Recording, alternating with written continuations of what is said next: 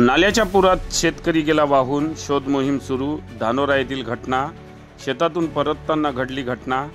झरी-जामणी तालुक्यातील धानोरा येथील मातारी नाल्याला आलेल्या पुरातून शेतातून घरी परत येत असताना शेतकरी सतीश शंकर दुर्गावार वय 36 वर्ष हे वाहून गेले।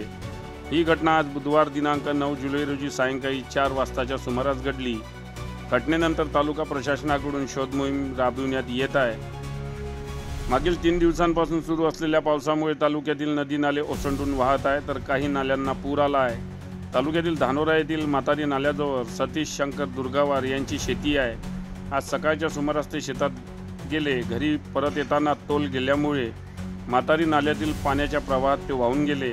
या घटनेची माहिती मिळताच गावकऱ्यांनी घटनास्थळी धाव घेतली। तहसीलदार, नायब तहसीलदार, तलाठी, पोलीस विभाग, पोलीस पाटील यांच्यासह गावकऱ्यांनी शोध मोहीम सुरू केली आहे। मात्र ते कुठेच आढळून आले नाही। त्यांना 2 मुली असून त्यांच्या मागे एक भाऊ, आई वडील, पत्नी असा आप्त परिवार आहे।